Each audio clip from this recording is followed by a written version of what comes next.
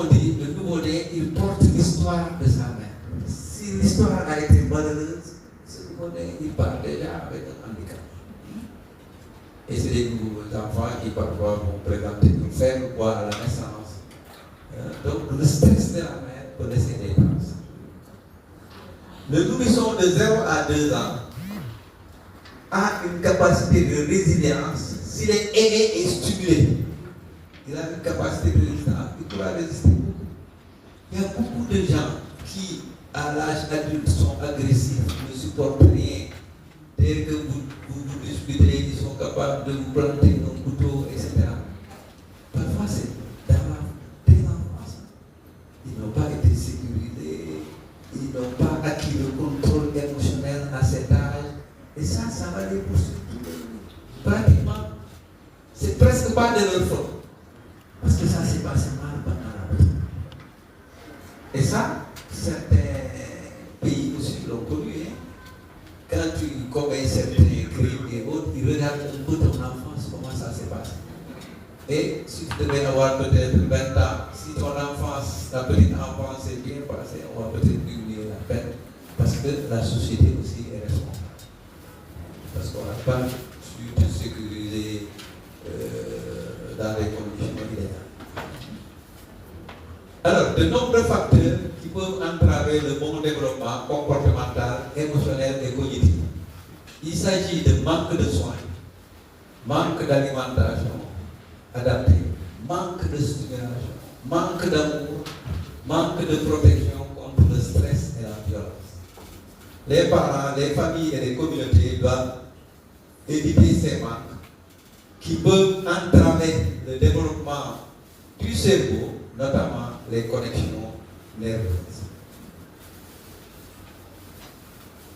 Alors, la stimulation de l'enfant de 0 à 2 ans. La stimulation de l'enfant est un ensemble d'activités et d'interactions ciblées que doivent mener les adultes avec les tout-petits au fur et à mesure qu'ils grandissent pour les aider à mieux développer différentes compétences indispensables à leur adaptation dans l'environnement physique et social. Il est très important de commencer la stimulation des enfants dès la naissance, parce que les fondements de toutes leurs compétences futures, sensorimotrices, langagières, cognitives, socio-émotionnelles, sont construites entre 0 et 3 ans, correspondant à une période de développement fulgurant du cerveau. C'est ce qu'on a dit, 85% à 2 ans. Voilà. 95% à 5 ans. Alors, ça c'est une image. Malheureusement, je n'ai pas de flèche pour montrer réellement, mais c'est quelque chose de très intéressant qui montre un peu en haut la période sensible pour le développement précoce du cerveau. Ça, c'est les années, une année, 2, 3, 4, etc. Vous voyez, beaucoup de pics, donc les périodes sensibles pour que le cerveau puisse acquérir certaines compétences. C'est entre souvent, bon, certains, ça commence à 1 an, mais 2, 3 ans, vous voyez, les pics souvent se trouvent ici, un peu avant 2 ans et jusqu'à 3 ans.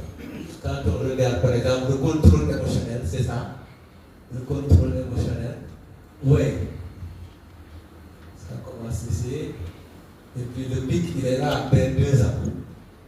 Donc, c'est les 2 ans, 3 ans qu'on peut inculquer à l'enfant le contrôle émotionnel. Si on prend le langage, c'est ça? Oui. Les enfants, le pic c'est entre 2 et 3 ans. C'est la période où l'enfant acquiert le langage, etc., etc. La socialisation même, oui, en bleu, etc. Donc, beaucoup de compétences, en fait, sont acquises entre 2 et 3 ans. 1 an, 2 ans, 3 ans. C'est une période cruciale pour que l'enfant acquiert toutes ses compétences. La socialisation, les habitudes, etc. Certaines habitudes. Ce qui est très parfois dès les premiers mois de vie, les enfants acquièrent certaines vertus. La stimulation psychosociale consiste à amuser, rendre heureux le bébé. Commencer très tôt à sourire au bébé, à lui faire des mimiques, des gestes et l'imiter à chaque fois qu'il fait des grimaces. Toujours accompagner toutes vos actions envers lui par des paroles chaleureuses. Le porter sur le dos, mais aussi dans les mains pour qu'il puisse faire souvent face à vous. C'est important. C'est pourquoi les écrans, ça pose problème. L'enfant qui est là devant les écrans. C'est différent de l'enfant qui est là, qui regarde la mère, qui lui sourit, etc. Le porter sur le dos, mais aussi dans les mains, pour qu'il puisse faire souvent face à face avec vous et regarder ceux avec qui il interagit. Faire des jeux de nourrice avec le bébé, lui chanter des berceuses, etc.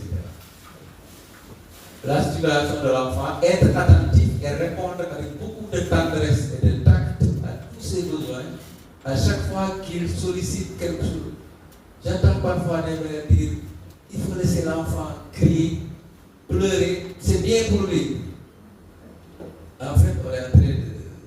C'est au moment où il a le plus peut-être besoin qu'on s'occupe de lui, qu'on le laisse crier. Lui montrer par des mots et des actes qu'il est choyé, aimer, adorer, le caresser, le cajoler, le louer, le récompenser, l'encourager, le mettre souvent en contact avec les autres enfants de différents âges ainsi qu'avec les adultes. L'aider à maîtriser ses peurs, ses colères, ses angoisses en créant autour de lui une ambiance de sécurité, de confort et de stabilité. Alors, les activités de stimulation de l'enfant doivent commencer dès la naissance et suivre son rythme de développement. Au fur et à mesure que le bébé avance en âge, il est capable de nouvelles acquisitions dans tous les domaines de compétences. Il a besoin d'être accompagné par des personnes qui comprennent bien ses différents besoins. C'est important. En plus de la mère, parce que la première figure d'attachement, en réalité, le plus souvent, c'est la mère. Ensuite, le père et après, les autres membres de la famille. Malheureusement, maintenant, on est dans des familles souvent nucléaires, où il n'y a que le père et la mère. Et puis, voilà, la bonne qui est là, qui se plaît la mère. La mère, souvent, elle va au boulot. Et le soir, quand elle vient, elle va demander est-ce que l'enfant est à manger? Dès qu'on lui dit oui, c'est bon, elle va aller parce qu'elle est fatiguée. C'est pas toutes les mères, hein, mais il y a beaucoup de mères, c'est comme ça. Mais il est important pour chaque personne concernée de savoir également comment s'y prendre. Alors, le développement du langage, l'importance du langage.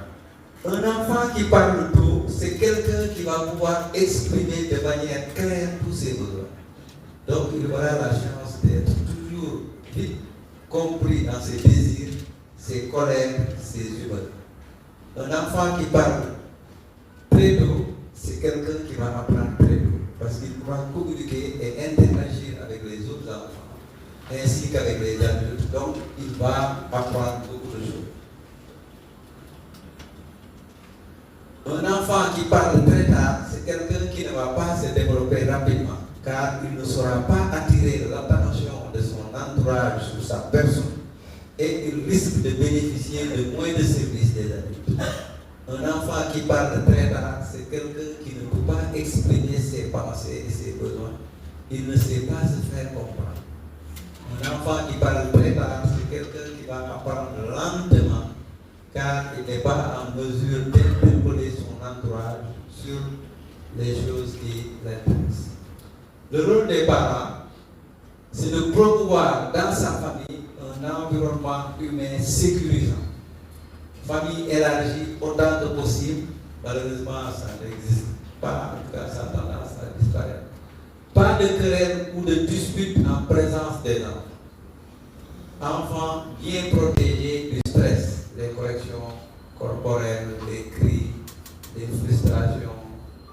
S'informer sur les bonnes pratiques nutritionnelles et les appliquer. Allaitement maternel exclusif, alimentation, etc. etc.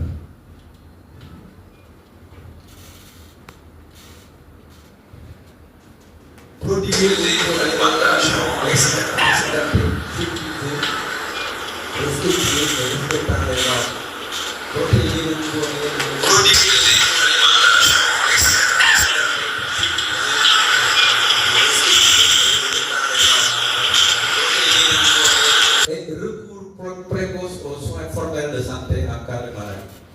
s'informer sur tous les aspects du développement de l'enfant et des citoyens, s'informer sur les bonnes pratiques de stimulation et les appliquer. Massage, sang, berceau, je pense que la petite enfance connaît très bien ça.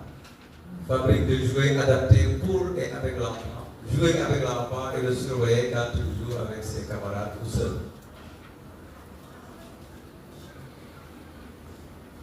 Enregistrer le nouveau-né à l'état civil. Jouer, stimuler correctement les enfants par les jeux, les berceuses, les contes, les comptines, la fabrication et l'utilisation de jeux et de jouets traditionnels. Créer un environnement physique sécure et sécurisant dans la maison et les entourages. Alors, une prise en charge holistique et intégrée du couple mère-enfant au cours des 1000 premiers jours a les avantages suivants. Diminuer le nombre d'enfants dépressifs.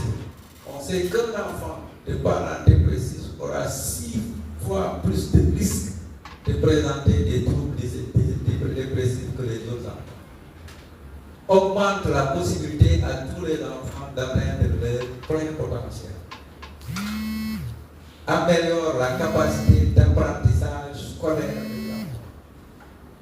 Et plus tard, le revenu potentiel.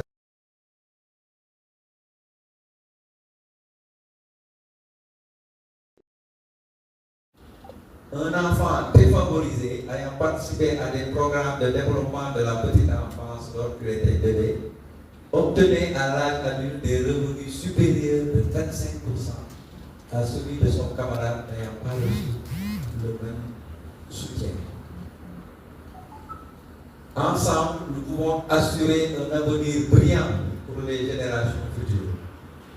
1000 francs investis dans un programme pour la petite enfance rapporte entre 4 000 et 9 000 francs CFA, ce qui profite à la société toute entière par la diminution des enfants handicapés et des coûts liés à l'enseignement spécialisé, des prestations sociales, des maladies et des coûts liés au traitement des maladies, de la dépendance aux autres et de la criminalité. En conclusion,